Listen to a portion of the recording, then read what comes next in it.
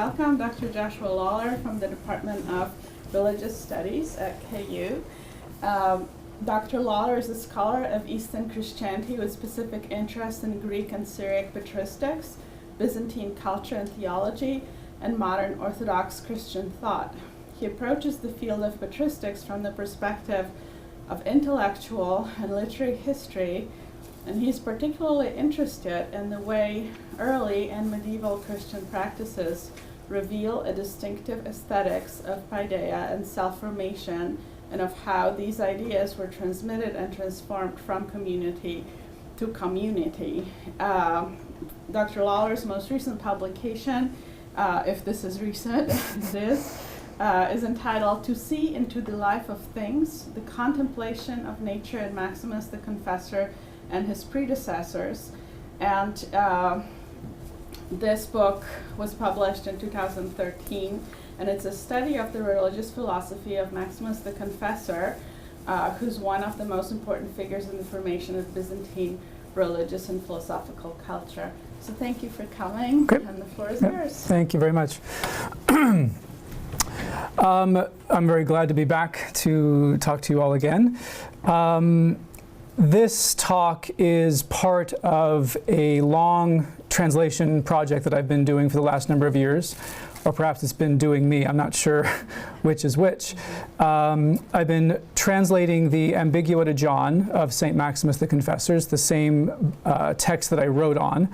And what I want to talk about today are not so much the theological and philosophical ideas that are in that text, but rather Maximus as a writer, sort of the aesthetic and pedagogical aspects of him on the textual level. Now, obviously, what he's writing about is philosophy, theology, spiritual culture. But I want to think specifically about notions of literary style and how him as a craftsman of language plays into his Ambigua.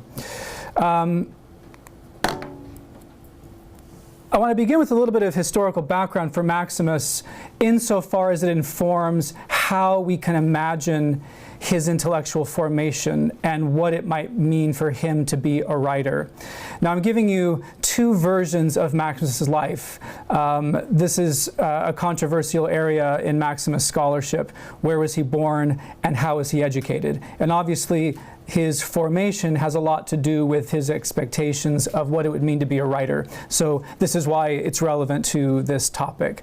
So on your left, the standard account of Maximus, which was assumed by everyone until about 1970 or so, was that he was born of a noble, pious family in Constantinople, that he received the typical pedagogy of an elite man in Constantinople, that he was appointed to the court in Constantinople to be the chief of imperial records because of his great literary knowledge and so on. But then at a certain point, according to the Greek life, when the imperial court began to flirt with heretical ideas, theological ideas, and because more generally Maximus desired the life of true philosophy, hesychasm, silence, he withdrew to a monastic community in Chrysopolis, just across the sea from Constantinople. And then a number of years later, moved a bit further to the monastery of St. George in Cyzicus. It is assumed that at this monastic center, he composed his first works and began the process of composing the Ambigua. As I'll describe in a minute, the Ambigua began, he says, as informal speculative discussions that he was having with presumably the abbot of the monastery in Cyzicus, John, the Archbishop of Cyzicus. Now in 626, the Persians advanced on Constantinople, and the community was presumably dispersed in many directions. Maximus made his way south to Africa, probably arriving between 628 and 630. He was certainly there, we know, by 632 because he writes a letter in which he complains about the forced baptism of Jews in Carthage, which happened in 632. So he was certainly there by then. Possibly he stopped in Cyprus and Crete on the way, perhaps engaging in disputes. He has a number of contacts at those centers as well. And then the Ambigua were composed, actually written out, it seems, in Africa, based upon these conversations much earlier. So that Greek life was the standard understanding of Maximus's background and his early formation, both a kind of philosophical formation, university formation, as it were, in Constantinople, and a monastic formation further away. In the early 70s, a Syriac life was discovered by Sebastian Brock, an English Syriac scholar, and it tells a very different story about Maximus. According to the Syriac life, Maximus was not born in Constantinople of a noble family, but was rather born in Palestine, in Hesfin in the Golan Heights, and was originally given the name of Moskion. His father died when he was 9 years old and his mother a year later. And he was then taken to a monastery at around the age of 10 or so. And according to the Syriac life, was given a monastic intellectual formation, and specifically an Origenist monastic intellectual formation. Now, the question of Origenism at this period in Eastern Christianity is a very significant one. There were a number of so-called Origenist controversies in Eastern monasticism. They all revolved around, in general, the role of sort of speculation in monastic life, and then more specifically, certain metaphysical propositions with respect to the relationship between the soul and the body, the question of whether or not all things would eventually be restored to divine unity, and so on. The Syriac life claims that Maximus was reared in an Origenist monastery. He learned these, from his point of view, vile doctrines, and this early formation in Origenism, which had been condemned at the Fifth Ecumenical Council, became the fount of Maximus's theological errors. The Syriac life is a very hostile account of Maximus. And so many scholars have argued that we can't take its account of Maximus's early formation seriously because just as the Greek life is a hagiography and is not very historically reliable, this is a sort of anti-hagiography and so shouldn't be taken seriously either. The tide, however, in modern scholarship seems to have turned a bit to arguing that while some of the more violent remarks about Maximus should perhaps be taken with a grain of salt, that the basic notion that Maximus was born in Palestine and educated in the Palestinian monastic milieu actually makes more sense of his career, of his contacts, of his relationships to other figures, most of whom were either Palestinian or African and not Constantinopolitan. So for the purposes of this discussion, I'm actually going to assume and somewhat argue for a Palestinian province for Maximus's intellectual formation, and specifically for the Ambigua as well. So that's the kind of background historically to Maximus's life. I want to move now to looking at Maximus as a writer. No one who has read Maximus in Greek would accuse him of being a good writer. As I will show you further on, one of the great literary figures of the Byzantine world, Photius, the patriarch, has a very interesting kind of description of Maximus as a writer. But he was a very effective writer, and a writer who commanded a number of different styles of writing. And so because he was able to write in many different styles, some of them more derivative than others, I think he's interesting to read on the literary level. He claims in various places not to have been given a high oratorical education, and that seems to be the case. He does not write like an orator. He never became a presbyter, a priest, or a bishop, in part perhaps because his way of speaking verbally was not conducive to giving homilies and public discourses. Who knows? He engaged in public dispute, but these were philosophical arguments. His style, as we'll see from Photius, was hard on the ears. It was difficult to listen to because it was so dense and overwrought and even pompous in a certain way. Byzantine, if you'll forgive the pun. But he wrote a number of different styles, and he was very aware of the styles that he was writing in. And so it's interesting to think about what he might be doing consciously in his complexities of writing. I'll describe a bit more of what that looks like with the Ambigua. But I've given you here a kind of overview of the different styles of writing that Maximus used. Most significantly for this talk is his use of the style of question and answer texts.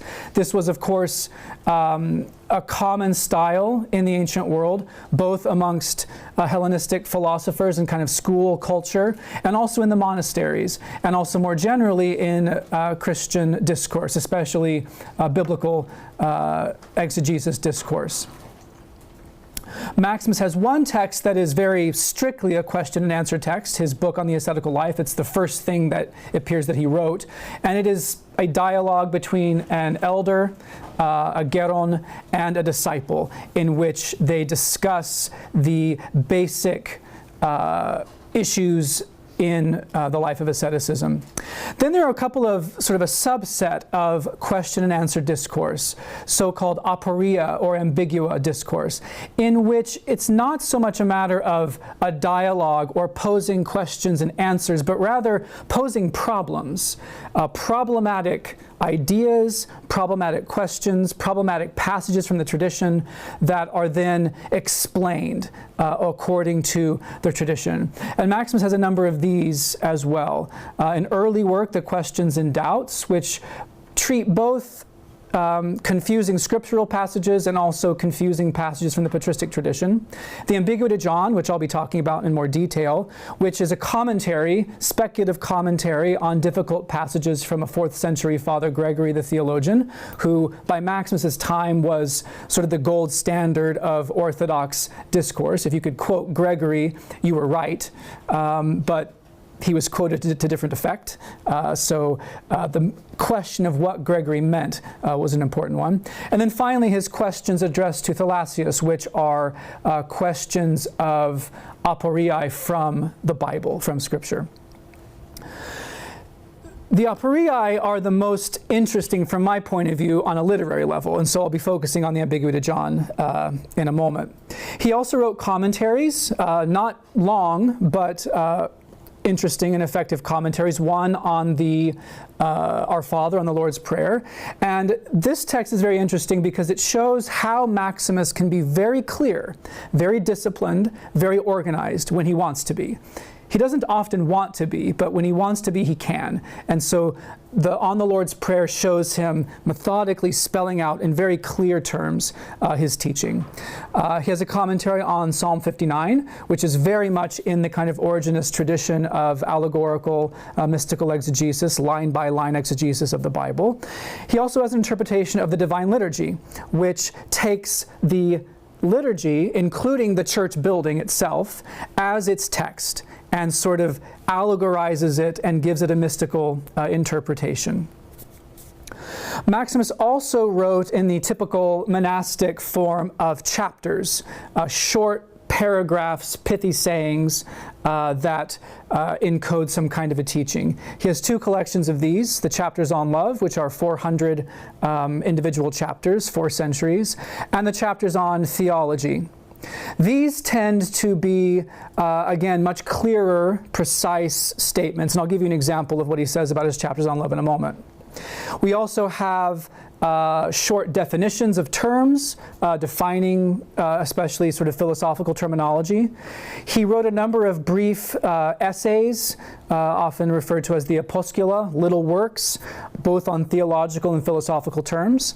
And we have a number of letters, 45 letters that are attributed to him, some of which are just personal in nature, some of which are basically doctrinal essays addressed to a person. So he commands a number of different styles of writing. He also engaged in public dispute, and some of those are written down, but it's unlikely that Maximus himself composed them, even if he is being quoted in them. What we don't see in Maximus, as I mentioned, is proper oratory. He was a monk, not a priest, not a bishop, so he was not in a position necessarily to give homilies, to give orations. His was much more of a textual practice. All right. The circumstance of the composition of the Ambigua to John. So beginning to narrow our gaze in on the actual production of this text. Now, because Maximus's life at this time is unclear in terms of where he was and with whom and when, the circumstances are speculative in nature.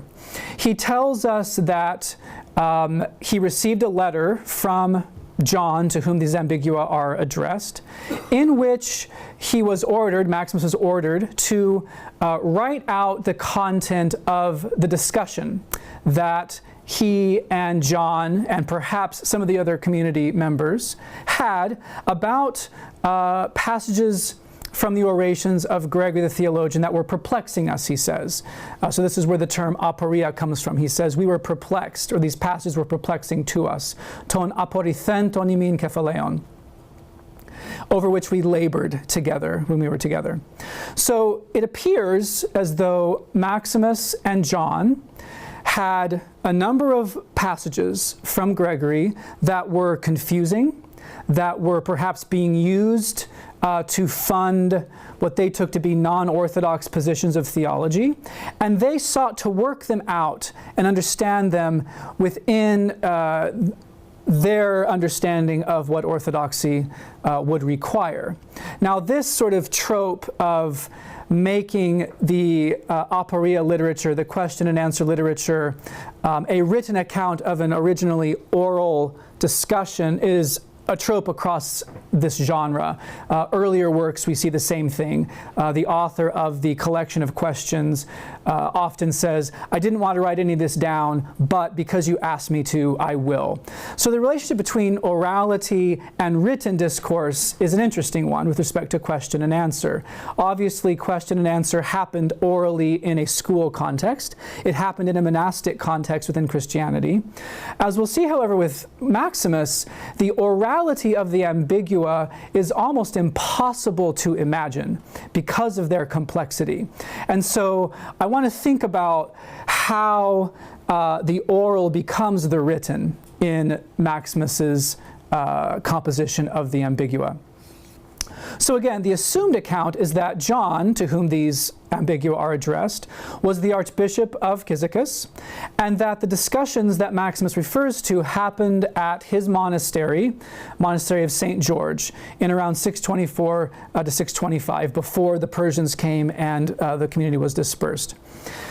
Now, there are a couple of problems with this assumption. One, Maximus does not identify the location where this took place. Maximus refers to a monastery of St. George in some of his epistles, none of which refer to John, as being a community that he was connected to. But he never says it's in Cyzicus, and never says that John was there. Secondly, at least outside of this speculative attribution of a monastery in Cyzicus dedicated to St. George, there's no monastery dedicated to St. George that we have attested in Cyzicus until the 13th or 14th century, at least from the archaeological and literary record. So if there was a monastery of St. George in Cyzicus, Maximus's reference to a monastery at St. George somewhere, and the fact that he was with John of Cyzicus at some point would be the only evidence of it. So identifying his time in Cyzicus at St. George is problematic, to say the least. Secondly, the figure of John of Cyzicus himself is not well known. With one exception, the only reference to him are in the writings of Maximus himself, and some of those are ambiguous. He addressed a number of letters that seem to have been to John of Cyzicus, but the manuscript tradition surrounding those is complicated. The titles and attributions are complicated, so there's a lot of speculation that has gone into building up this story. Now, outside of the works of Maximus, there is one other John of Cyzicus who's mentioned in the literature of the time. And this comes in the Spiritual Meadow of John Moscus, who was an earlier contemporary of Maximus, a companion and perhaps teacher of Sophronius of Jerusalem, who became Maximus's teacher. So there's a kind of linkage here in terms of monastic culture. This John of Cyzicus is mentioned in the Spiritual Meadow as being the abbot of a monastery in Palestine, on the Mount of Olives, at a monastery dedicated to Saint Abraham. Now, there's nothing in the saying attributed to John of Cyzicus that would necessarily link him to Maximus. It's a very general discussion about the acquisition of virtue. But the fact that there was a John of Cyzicus in Palestine at a monastery within the circle that Maximus was probably connected with, perhaps there's a linkage there. At the very least, it's as likely that his connection to John is through Palestine as through the Constantinopolitan area, given the ambiguity of his life. Similarly, there's a monastery dedicated to St. George in Palestine. Now, it was not necessarily named for St. George at Maximus's time, but there was a famous St. George from the previous century at this monastery. And it's conceivable that when Maximus refers to a monastery of St. George, he's not necessarily referring to an official name, but rather the monastery where St. George was. Again, I'm being as speculative as my colleagues, but they're being as speculative as I am. So we're sort of on equal footing here. I would argue, speculatively, that the ambigua are as likely to have been worked out in a Palestinian monastic context as they were, as it would have been in a Constantinopolitan milieu. And while we can't know, and there's a certain sense to us it doesn't really matter for the interpretation of the text itself, it's interesting to understand the historical possibilities of Palestine at the time.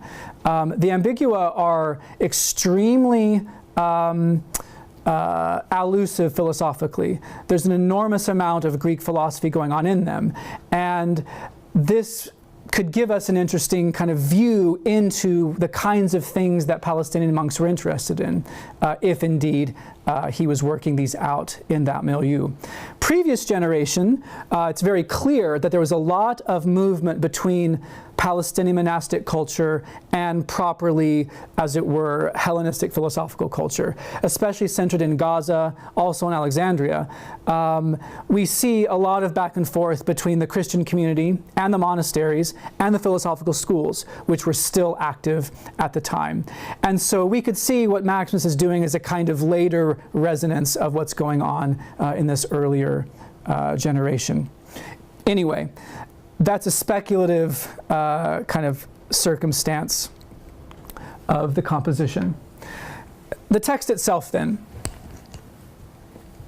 The intellectual underpinnings of this kind of literature, question and answer literature, literature surrounding aporiae, is really as old as the Greek philosophical tradition itself. Just a couple of telling examples from the Platonic and Aristotelian corpus.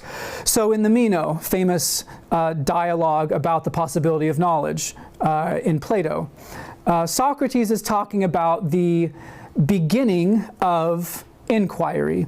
And he says, do you suppose that he would have tried to seek or to learn that which he ignorantly thought he already knew?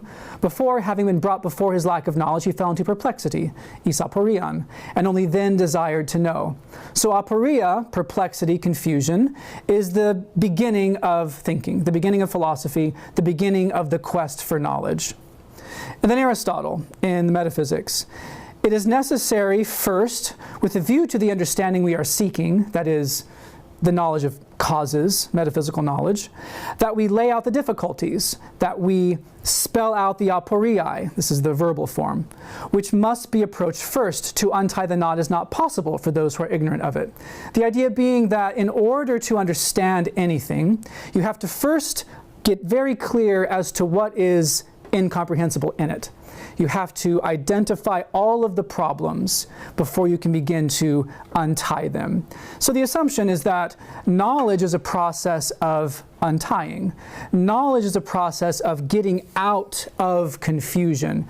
Beginning in confusion, or getting yourself into confusion, and then getting out of confusion is the process of understanding. So this basic disposition towards knowledge then becomes fundamental to the practice of philosophy in the Greek world, and the Christian tradition took it over quite readily.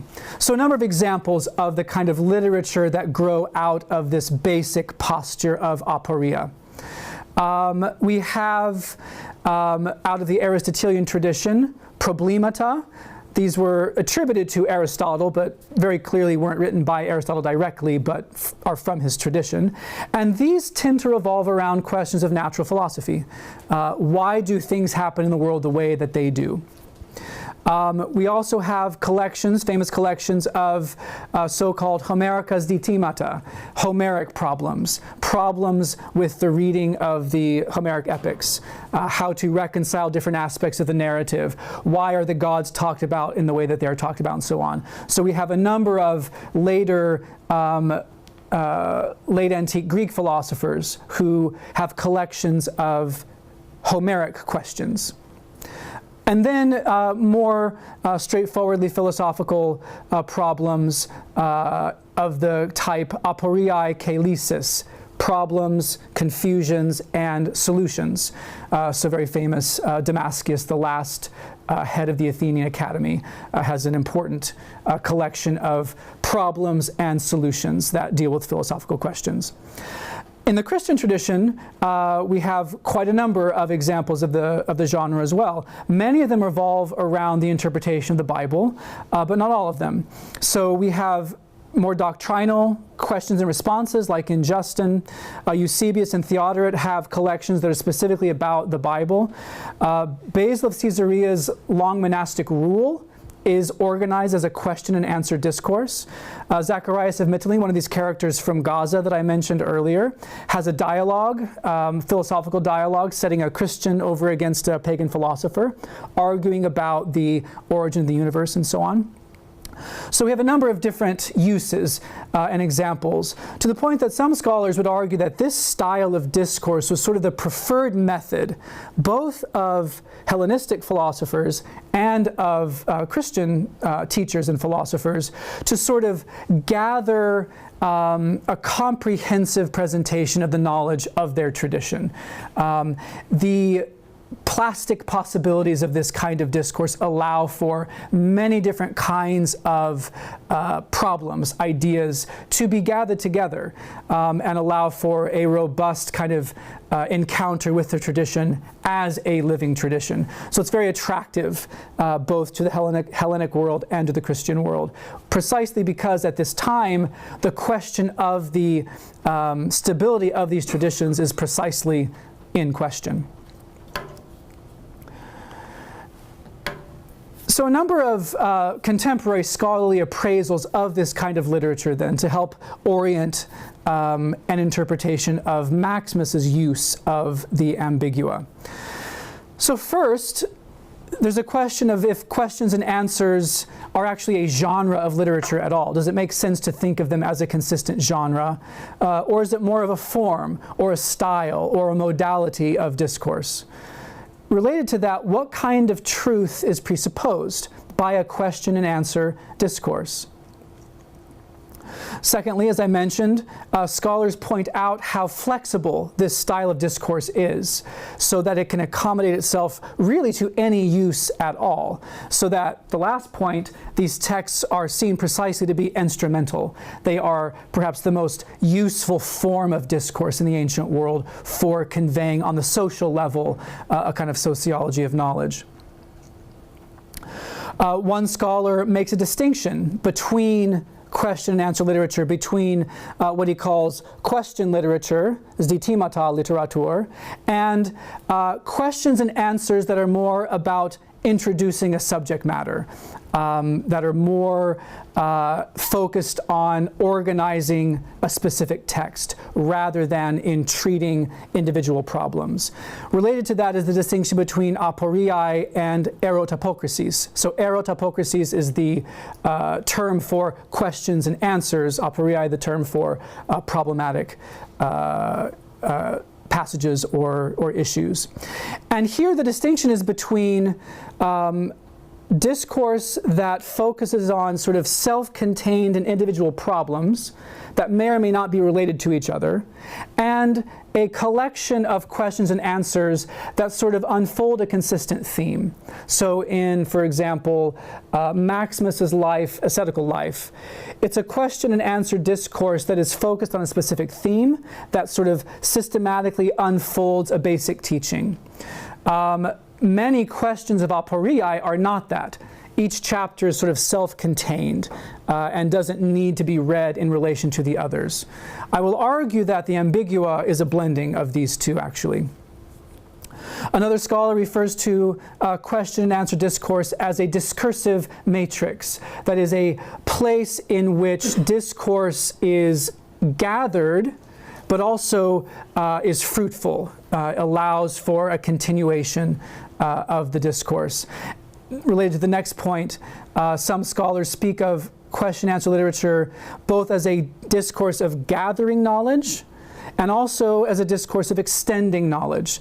So there's a kind of centripetal motivation, drawing things towards a coherent whole, and also a centrifugal dynamic in which meanings are proliferated outward based upon these questions. And then one scholar, I think interestingly, refers to these questions and answers as a written archive of intellectual exercise. And I want to use that as a kind of bridge to Maximus's Ambigua. What kind of intellectual exercise is implied by the specific textual practice that we see in the Ambigua?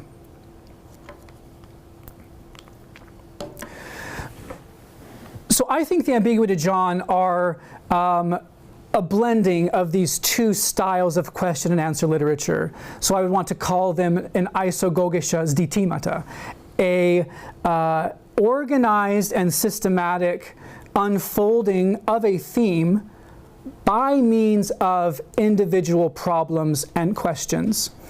I argue that the Ambigua de John, which are a massive text, very speculative text, a wide-ranging text, have a sort of deep organizational structure about them that trace a kind of spiritual or philosophical itinerary in a very subtle but I think very clear way when we look at it as a whole.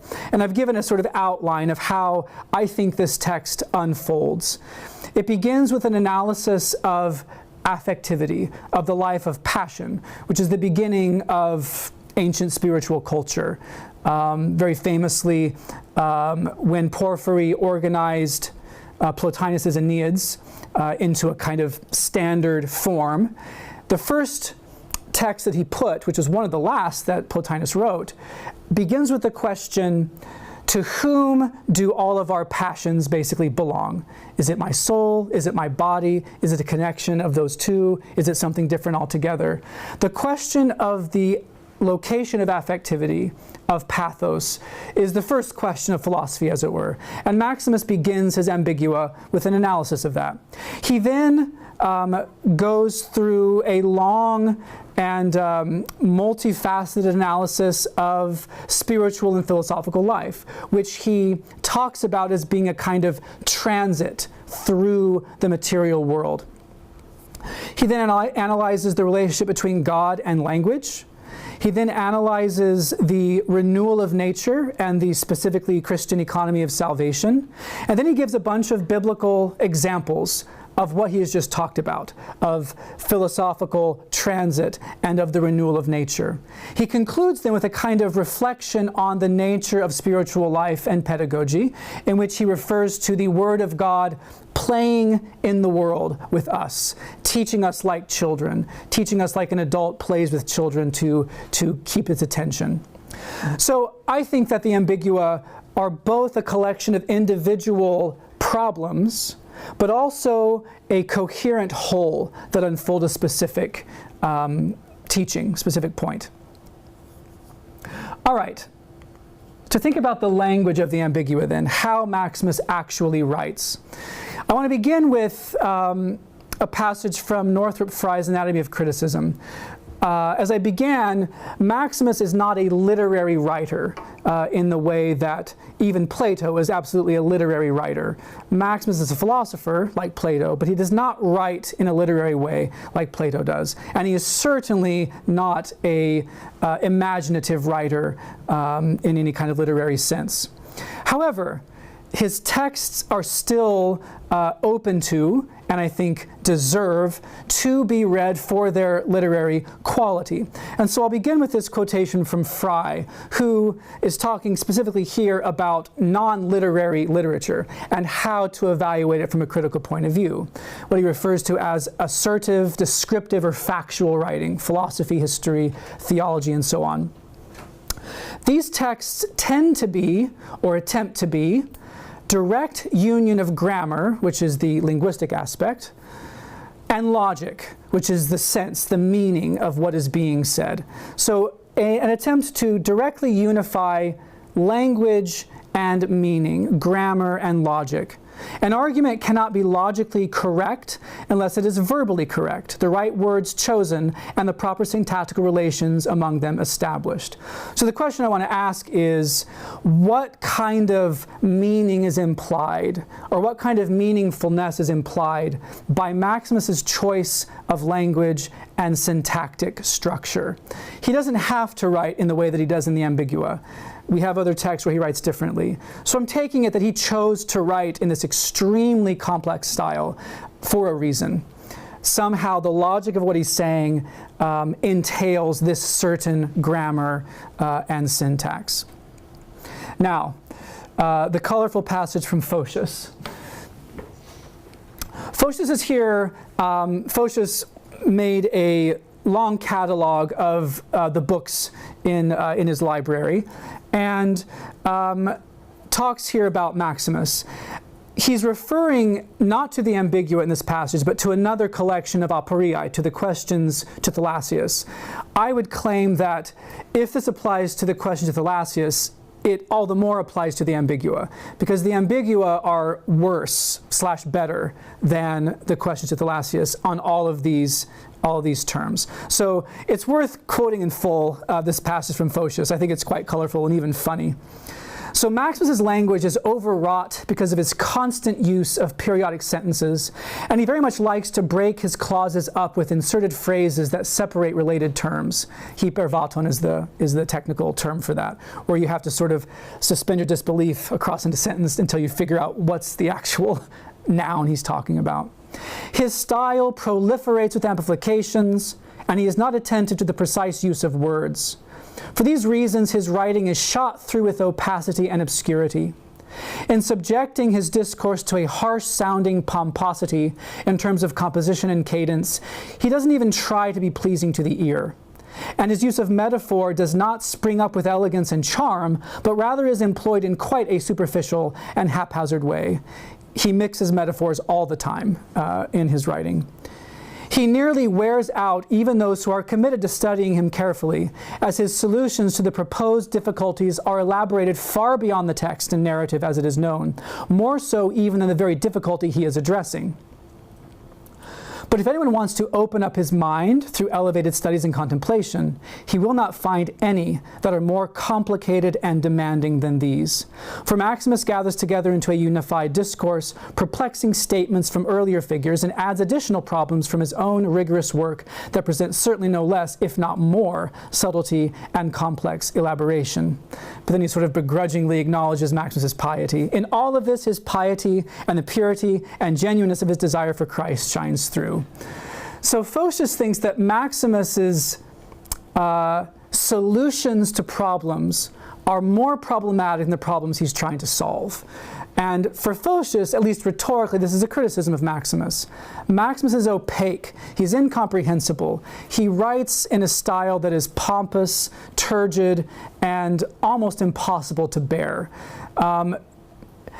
I want to defer to Photius as a Greek speaker because I can only read Maximus on the page.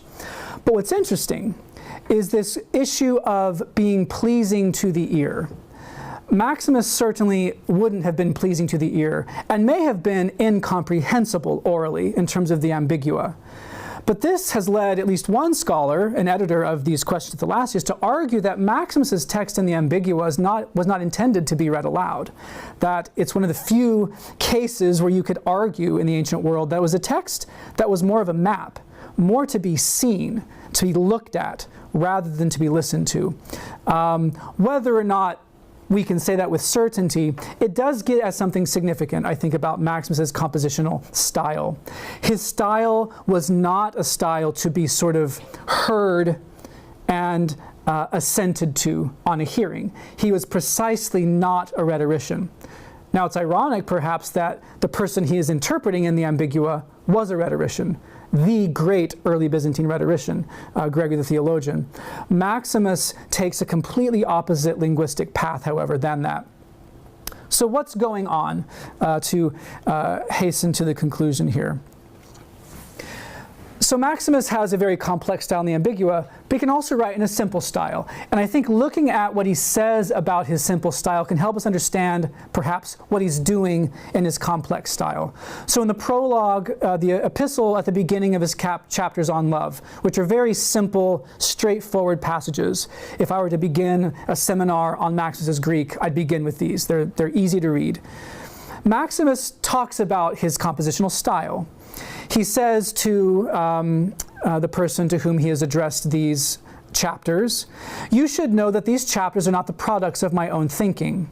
Rather, I have gone through the words of the Holy Fathers and have gathered what I have found there that expresses the sense that is relevant to my purpose, and I have collected much material into the form of short paragraphs, chapters, so that they will be easy to assimilate by being easy to remember." So Maximus writes these chapters in a very simple, memorizable form, in fact, so they're easy to assimilate. They're easy to sort of see all together how they hold together, because they're easy to remember. Now, I want to argue that the Ambigua are precisely the inverse of this. The Ambigua are written in a complicated way so that they are difficult to assimilate and hard, if not impossible, to remember. And this is a part of his pedagogy. Maximus, as a speculative philosopher, talking about the nature of the world and the transit through the nature of the world in the philosophical life, is concerned to represent not a simple and easily assimilable teaching, but rather one that requires constant return, constant reflection. It's an unending process of study.